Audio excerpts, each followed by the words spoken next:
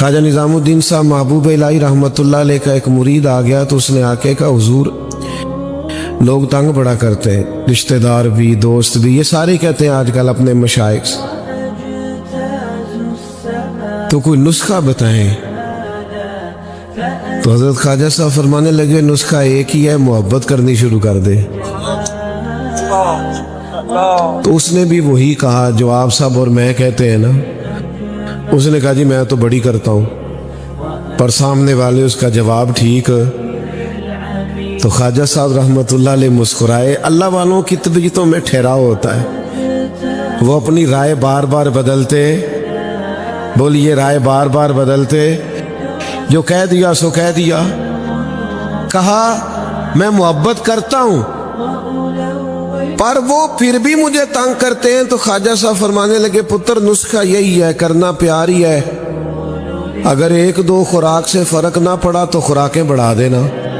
سب سے پہلے تو یہ سمجھ لیں کہ اللہ تعالیٰ نے قرآن مجید میں ایک مقام پہ یہ فرمایا ہے کہ میں نے محبوب کو بھیجا ہے وَدَاعِيًا إِلَى اللَّهِ، اللہ کی طرف دعوت دینے والا بنا کر، بِإِذْنِهِ اس کے حکم کے ساتھ، وَسِرَاجًا مُنِيرًا اور چمکتا ہوا آفتاب بنا کے بھیجا۔ اللہ کے پیارے رسول صلی اللہ تعالی علیہ وسلم نے ہمیں بتایا ہے کہ خالق بھی اللہ ہے، مالک بھی اللہ ہے، رازق بھی، تو پھر عبادت کے لائق بھی اللہ ہی ہے۔ سجدہ سوائے اللہ کے کسی کے لیے جائز۔ اعلیٰ حضرت بریلوی رحمۃ اللہ علیہ سے کسی نے تعظیمی سجدے کا سوال پوچھا۔ عبادت کا سجدہ تو ویسے ہی کفر ہے، شرک ہے، تعظیم کے لیے سجدہ تو 40 کے قریب دلائل، 50 کے قریب دلائل کتاب و سنت سے دیے، 150 کے قریب حوالہ جات فقہاء اور محدثین سے دیے، اور اعلیٰ حضرت نے ایک پوری کتاب لکھ کے بتایا کہ سجدہ سوائے رب کے کسی اور کے لیے جائز نہیں۔ یہ جو عقیدہ ہے توحید و رسالت ہے نا، یہ بندے کو مضبوط کرتا ہے۔ قرآن مجید کی جتنی مکی صورتیں ہیں وہ عقیدے کی پختگی کی بات کرتی ہیں۔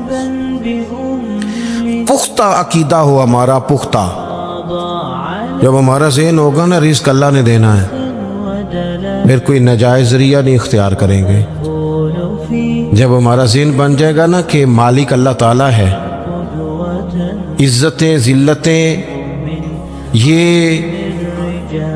مشیت الہی کا تقاضا ہوتی ہیں، پھر ہم کوئی غلط سیاست نہیں کریں گے، کوئی چور رستہ نہیں تلاش کریں گے آگے جانے کا۔ جب ہم عقیدہ توحید و رسالت والے ہوں گے تو پھر کچی پکی باتیں نہیں کریں گے، پھر توکل مضبوط ہوگا، اللہ کی ذات پر بھروسہ مضبوط ہوگا، پھر ہم اپنے رب کی جانب توجہ رکھیں گے۔ تو ایک تو مقصد رسول کریم کے تشریف لانے کا لوگوں کو اللہ کی جانب بلانا، اللہ کی جانب۔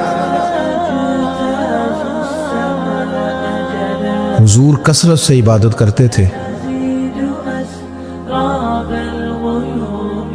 آج کل وہ جو نسبت کے بڑے دعوے دار ہیں وہ عبادت سے دور ہیں۔ آپ کیمروں کے سامنے بٹھا لیں، میرے جیسے آدمی کو بھی گھنٹوں بٹھا لیں، لیکن کچھ مصلی پہ بھی چلو گھنٹوں نہ صحیح تو کوئی آدھا گھنٹہ ہی بیٹھ جائے۔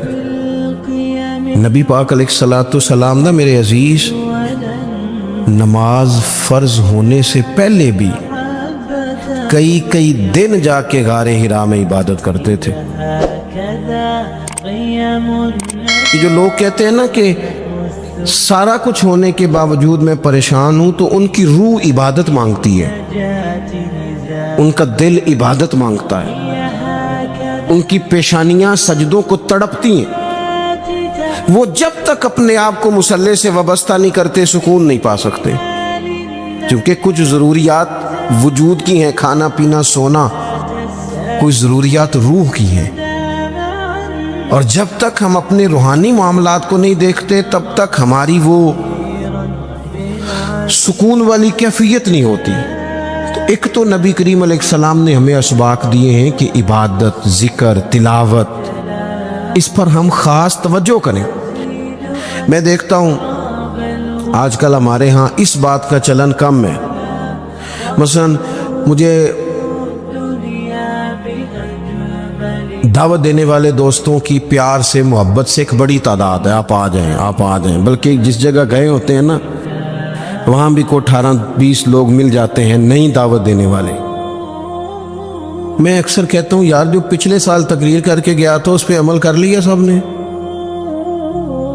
اللہ تعالیٰ کا فضل ہے یہ میرا روزگار نہیں کہ میں نے دوپہر کو بھی پیسے لینے ہیں تو شام کو بھی لینے ہیں تو مجھے ذرا زیادہ جلسے مل جائیں گے تو دیہڑی اچھی ہو جائے گی۔ اللہ نے اس سے بے نیاز رکھا ہے۔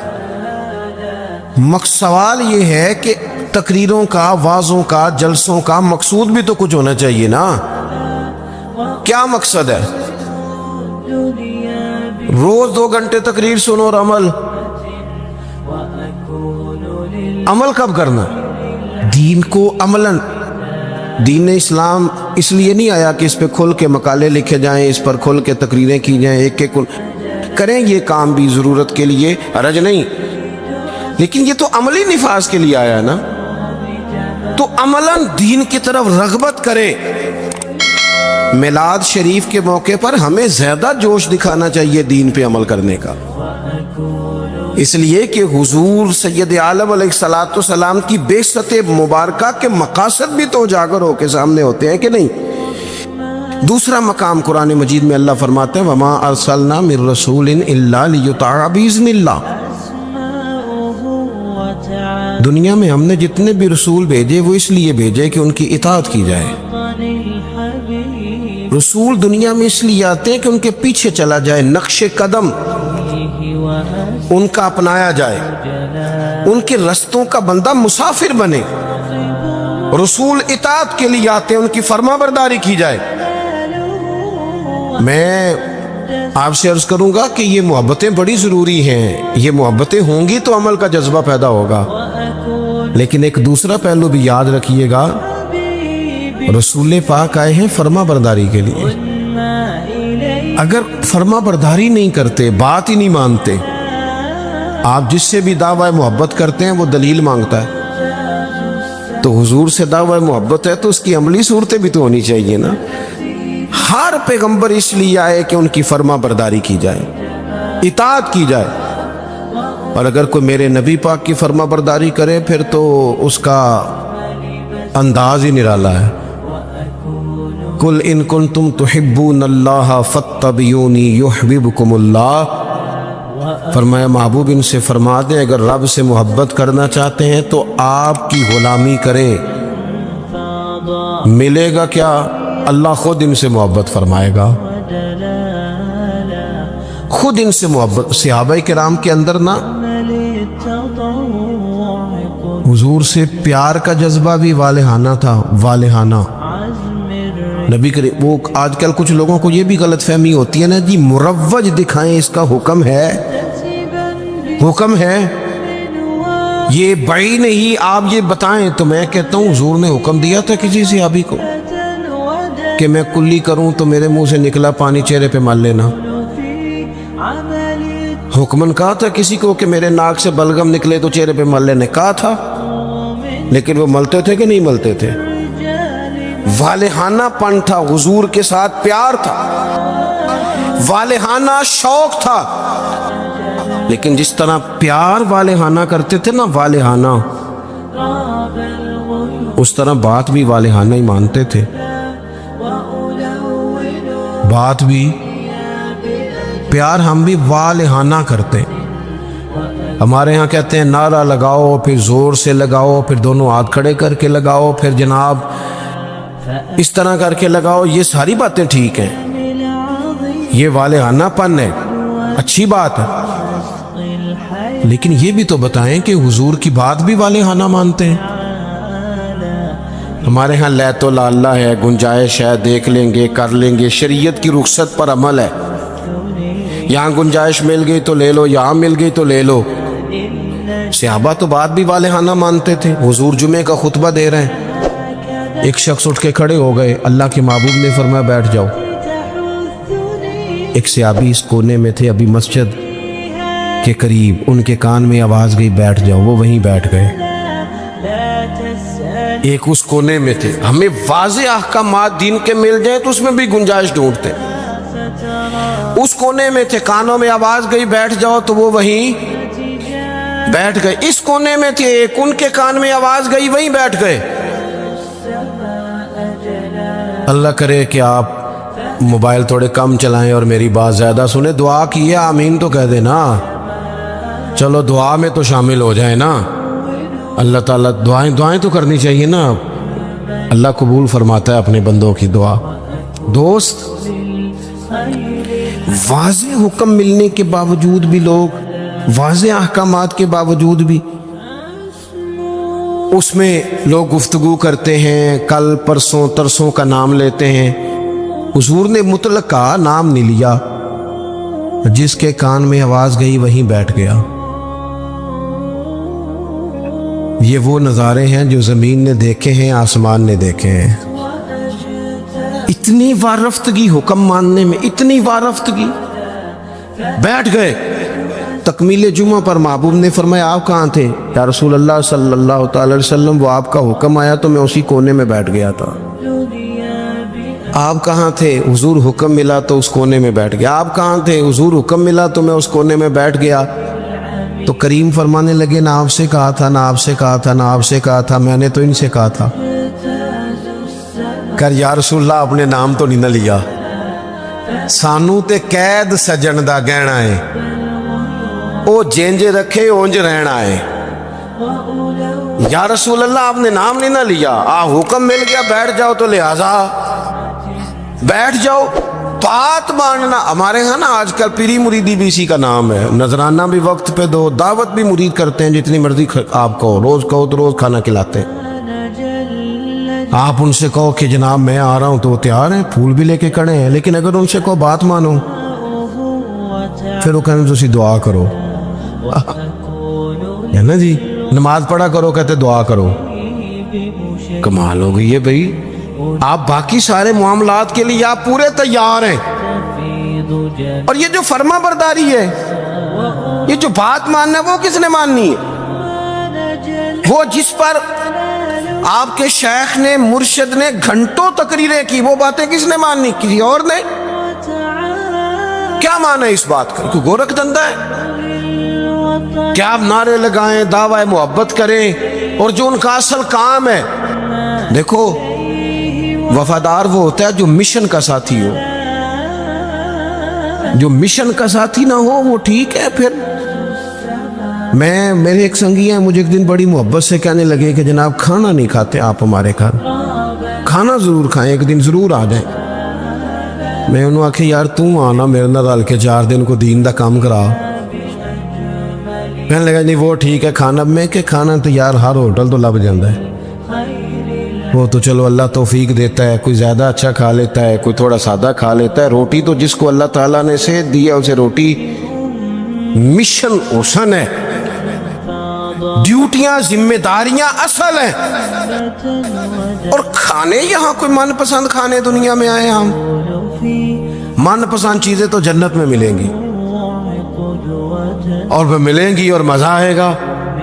ہمارے بزرگ تو فرمایا کرتے تھے زمین کے اوپر کام, نیچے جا کے آرام. یہاں کوئی کام کریں, کوئی ڈیوٹی کریں, کسی ذمہ داری کا اظہار کریں, کوئی خدمت سر انجام دیں, وہ خاص سطحی چیزیں اس سے باہر نکلیں. نبی کریم کی بات مانے والہانہ انداز میں, والہانہ. حضور علیہ السلام نے جس مشن کے لیے پتھر کھائے, جس مشن کے لیے حضور طائف گئے, جس مشن کے لیے حضور نے ہر دشمن کو معاف کر دیا کہ لوگ مسلمان ہو جائیں, دیندار ہو جائیں. امت اس مشن کے لیے کیا کام کرتی ہے, کیا ڈیوٹی کرتی ہے؟ کبھی دل میں تکلیف ہوئی ہے کہ آپ تجربہ کر لیں, سارے لوگ عید کی نماز پڑھنے بھی نہیں آتے, اس لیے کہ کچھ ایسے ہوتے ہیں جن کی ساری رات دکان کھلی رہتی ہے اور سویرے سو رہے ہوتے ہیں. کچھ کہتے ہیں میں نے وعدے کیے ہوئے ہیں وہ میں نے پورے کرنے ہیں. عید کی نماز بھی سارے پڑھنے, لیکن رش اتنا ہوتا ہے کہ مسجدیں چھوٹی پڑ جاتی ہیں. اس کا مطلب یہ ہے اگر ساری مسلمان امت नमाजी हो जाए तो नई मस्जिदें बनानी पड़े, लेकिन आप बाकी सारे काम करा लें, शौक से कर देंगे। भाई सजदे का भी ज़ौक़ पैदा करो। हुजूर की फर्मा बरदारी असल है। तीसरा मकाम कुरान पाक का, कुरान मजीद ने कहा कमा अरसलना फीकुम रसूलम मिनकुम यतलु अलैकुम आयातिना, जैसा कि हमने तुम्ही में से तुम्हें एक रसूल दिए हैं जो तुम पर हमारी आयतें पढ़ेंगे। वयुज़क्कीकुम, और तुम्हारा तज़किया कर देंगे, तुम्हें पाक साफ कर देंगे। नबी पाक की तालीमात ये हैं कि तू ज़ाहिरी तौर पर भी बड़ा साफ सुथरा हो। हुजूर नफासत को पसंद करते, सफाई को महबूब रखते, खुशबू का इस्तेमाल करते, मिसवाक को मोहब्बत से इस्तेमाल करते, ज़ाहिरी सफाई भी। और तिरमिज़ी में मौजूद है, हुजूर ने फरमाया ए अनस बिन मालिक मेरे बेटे, हो सके तो सुबह इस हाल में करना कि तुम्हारे सीने में किसी का बुग़्ज़ न हो। फरमाया ये मेरी सुन्नत है, और जिसने मेरी सुन्नत से मोहब्बत की उसी ने मुझसे मोहब्बत की। निरे दांत साफ करना ही सुन्नत नहीं, दिल साफ करना भी सुन्नत है। बातन भी साफ होना चाहिए, इंसान के अंदर से सारी बीमारियां निकल जाएं।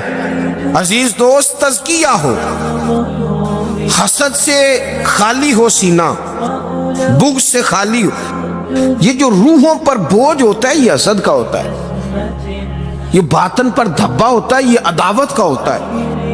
ये कुछ चीजें जो हमें बिल्कुल बेकरार कर देती हैं ये तकब्बुर का रोग होता है। ये उजब खुद पसंदी ये अंदर इंसान के जवार भाटा पैदा कर देती है। अगर बंदा हो जाए सादा,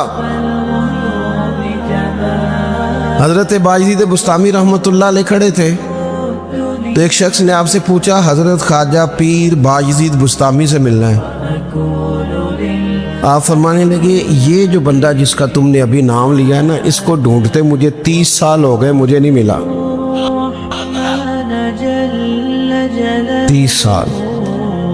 यहाँ बेचारे नकीब उनकी क्लास लग जाती है अगर वो लक़ब थोड़े बयान करें तो लिस्टों में लिख के दिए जाते हैं, ये नाम नहीं लिया, ये नाम नहीं लिया, फलाने चौधरी का नाम रह गया, फलाने का रह गया, फलाने का। वो छोड़ दें भाई, ये तो हुजूर की तारीफ की महफिल है, इसमें बाकियों की तारीफें किधर से आ गई, किधर से आ गई? ये तो नबी पाक अलैहिस्सलातु सलाम के जिक्र पाक की मजलिस है।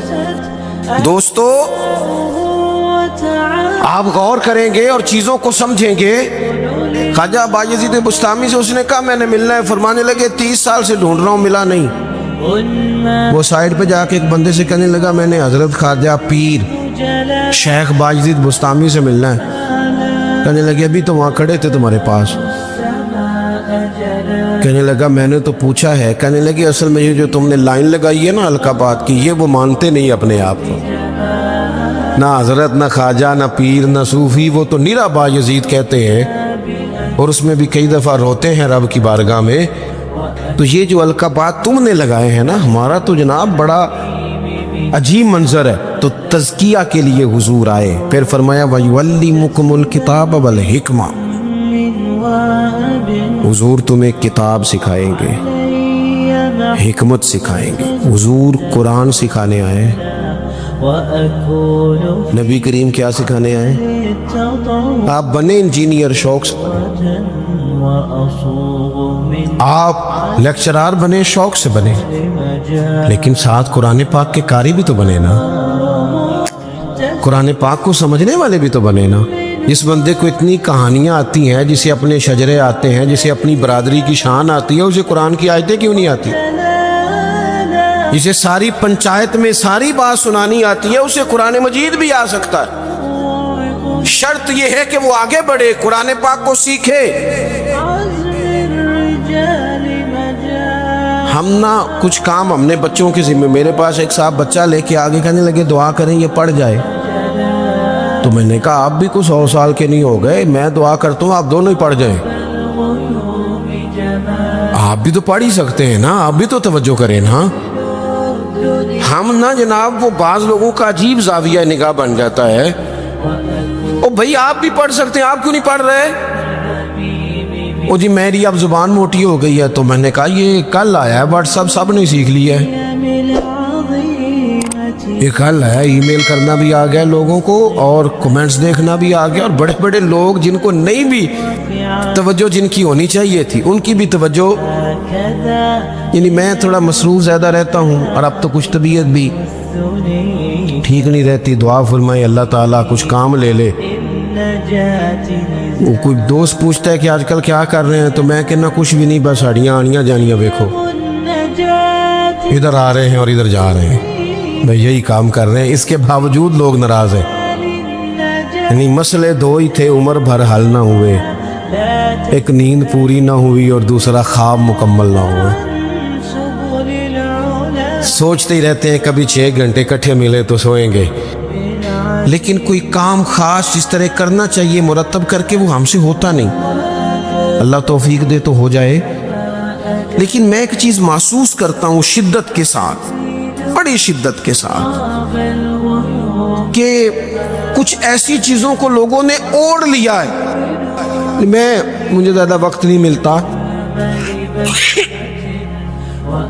تو کئی دوست پوچھ لیتے ہیں، بلکہ شاید ہر ہفتے کوئی پوچھ لیتا ہے آپ سٹیٹس کہاں پہ لگاتے ہیں؟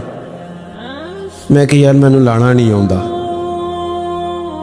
لیکن وہ بس ایک ذہن بن گیا نا، اور ایسے لوگ جن کے بارے میں امید تھی کہ یہ سٹیٹس والے نہیں، یہ تسبیح والے ہیں، یہ اللہ اللہ کریں گے، ان کے ہاتھوں میں بھی موبائل نظر آتا ہے، اور جو بھی چیز ہاتھ میں ہو وہ چلنے لگتی ہے۔ موبائل ہاتھ میں ہوگا تو چلے گا، اور اگر تسبیح ہوگی تو وہ بھی انشاءاللہ چلے گی۔ چلیں، اس کی بھی ضرورت ہے، کہیں تو چلائیں، لیکن باقی تسبیح بھی تو لینا ہاتھ میں، کچھ وقت اسے بھی تو دینا۔ تو میرے عزیز قرآن مجید کو سیکھیں، اور پھر فرمایا والحکمہ، حضور تمہیں دانائی سکھانے آئے، نبی پاک نے ہمیں باشعور کیا ہے۔ بصیرت کا جو نور دروازہ رسول سے ملتا ہے وہ کہیں سے بھی نہیں ملتا۔ حضور کی باتیں حکیمانہ، نبی پاک کے ارشادات انسان کو تازہ کر دینے والے، ذہن کی بند گرہیں کھول دینے والے، حضور کے ایسے فرامین، نبی پاک علیہ السلام نا انا نہیں جگاتے لوگوں کی۔ ہم جب کسی شخص سے گفتگو کرتے ہیں تو وہ رد عمل کے طور پر سخت ہو جاتا ہے، جو کہ ہم انا جگا دیتے ہیں۔ حضور انا نہیں جگاتے تھے، نبی پاک ضمیر جگاتے۔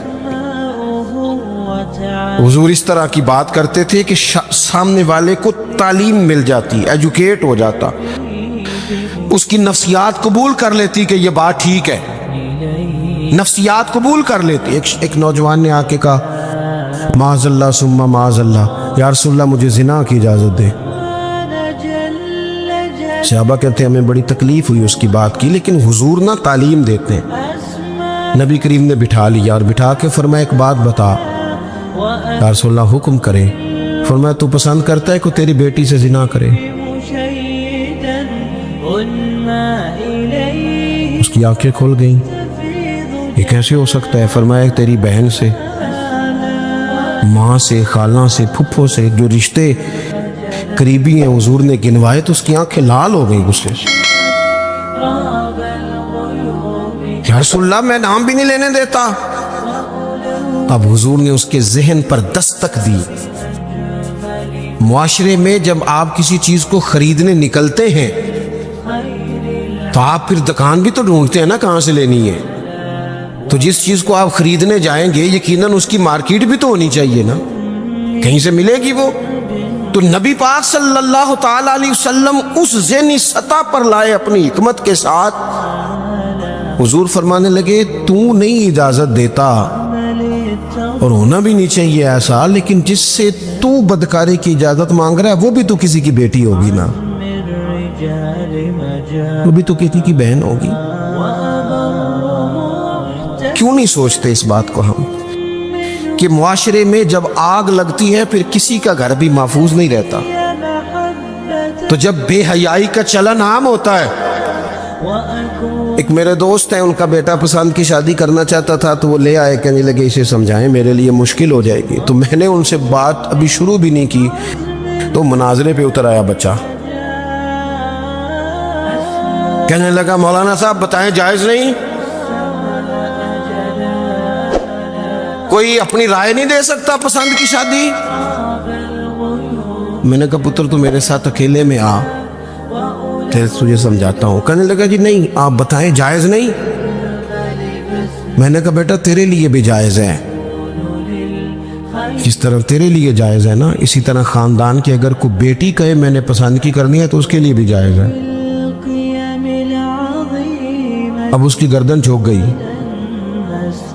اب چپ کر گیا۔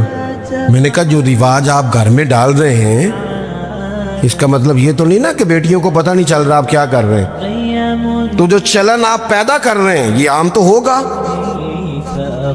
تو اگر بیٹی کل کو کچھ اٹھ کے مطالبہ کرے، وہ کہے کہ جس فلسفے سے اس کی بات مانی جا سکتی ہے میری بھی مانی جا سکتی ہے، پھر آپ کا کیا خیال ہے؟ تو بعض اوقات اللہ توفیق دیتا ہے، کسی کی سمجھ میں بات آ جاتی ہے، اس کی سمجھ میں آ گئی۔ اور میرے بھائی جب کچھ چیزوں کا چلن عام کرو گے نا، علاقے چھوڑ کے چلے گئے ہیں بہت سارے باپ، بستیاں چھوڑ دی لوگوں نے، صدیوں سے جہاں خاندان آباد تھے چھوڑ دی۔ کیوں؟ اس لیے کہ بیٹی نے مرضی کی شادی کر لی۔ غلطی کسی کی غلطی کا کوئی بوجھ نہیں اٹھائے گا، یہ غلطی ماں باپ کی نہیں ہے۔ نافرمان ہونے لگے تو حضرت نوح کا بیٹا بھی ہو جاتا ہے، لیکن لوگ اس نگاہ سے دیکھتے ہیں کہ جینا مشکل کر دیتے ہیں، لیکن جب برائیوں کا چلن عام ہوتا ہے پھر وہ سب کو اپنی لپیٹ میں لیتی ہیں۔ تو حضور اس حکمت سے دین سکھاتے، ہم وہ دانائی نہیں استعمال کرتے، وہ بصیرت نہیں، بس جذباتی فیصلے، جذباتی باتیں، جذباتی گفتگو۔ اپنی زندگی میں دانائی، بصیرت۔ حضور نے تو بعد فیصلے آج حدیبیہ کے موقع پر کتنے مشکل میں تھے صحابہ، ایک ایسا سخت فیصلہ کر دیا ہے کہ اگر کوئی وہاں سے مسلمان آئے گا تو مدینے والے رکھیں گے نہیں، اور مدینے سے جائے گا تو وہ رکھ لیں گے مکے والے، وہ واپس نہیں کریں گے، ہم رکھ نہیں سکتے۔ صحابہ کہتے ہیں وقتاً تو ہم پریشان تھے، پر حضور کی حکمت کے قربان جائیں، یہی شرط وجہ بنی مسلمانوں کی فتح کی۔ اس لیے کہ جن کو وہ وہاں سے نکلنا پڑتا تھا مکے سے، حضور رکھتے نہیں تھے، معاہدہ تھا، وہ پھر مجاہدوں کا الگ جتھا تیار ہو گیا۔ حضرت ابو بصیر رضی اللہ تعالیٰ عنہ، حضرت ابو جندل، ایک نئی جماعت مجاہدین کی، رستوں سے گزرنا کافروں کا مشکل ہو گیا، اور کچھ ایسے تھے جو مکے نہ رہ سکے، مدینہ نہ رہ سکے، تیسری جگہ جا کے ڈیرا لگایا، سارے کا سارا شہر ہی مسلمان کر دیا۔ زندگی میں کچھ چیزیں بصیرت سے کریں۔ ہمارے ہاں فیصلہ کس کے حق میں ہوتا ہے بھلا؟ جو پہلے آ جائے۔ اور میں کہتا ہوں آپ بیوی کی بات ضرور سنیں، لیکن اس کی سننے کے بعد جس کے بارے میں وہ بات کر رہی ہے پھر اس کی بھی سنیں۔ آپ اماں کی بات ضرور سنیں، توجہ سے سنیں، لیکن فوراً جذباتی نہ ہو۔ پھر اس کے بعد اماں نے جس کے خلاف بات کی اس کی بھی سنیں۔ دو طرفہ بات سن کے کہ کس طرح کے منصف ہیں زمانے میں، ایک بات سنتے ہیں اور اسی طرف ہو جاتے ہیں دانائی سے۔ اور آخر میں فرمایا وَيُعَلِّمُكُم مَّا لَمْ تَكُونُوا تَعْلَمُونَ، جو تم نہیں جانتے تھے وہ سارا میرے رسول تمہیں سکھاتے ہیں۔ نبی کریم نے نا اپنی امت کو تعلیم کے ہر پہلو سے آگاہ کیا، ہر پہلو سے۔ ہمارے پاس ذخیرہ ہے احادیث کا، اور قربان جائیں کچھ باتیں ایسی ہوتی ہیں جو بندہ کبھی پڑھ لینا تو لطف دے دیتی ہے، لطف۔ مجھ سے ایک دفعہ ایک دانشور نے پوچھا کہ جناب کوئی ایک بات اس پہ زندگی گزاری جا سکے، ایک نوجوان تھے۔ میں نے ان سے کہا کہ میرا تو خیال ہے اس ایک حدیث پر پورا ملک سنوارا جا سکتا ہے، ایک پر، اور آتی بھی ہے ہم سب کو، شرط عمل کرنا ہے۔ حضور نے فرمایا مومن وہ ہے جو اپنے لیے پسند کرے وہی بھائی کے لیے پسند کرے۔ لو اس حدیث پہ عمل کر لو۔ جو بندہ ملاوٹ والی چیز بیچتا ہے اگر اس حدیث پر عمل کرے کہ جو اپنے لیے پسند کرنا ہے وہی اپنے، کبھی ملاوٹ کرے گا؟ کبھی دھوکہ دے گا، کبھی میرٹ سے ادھر ادھر ہوگا۔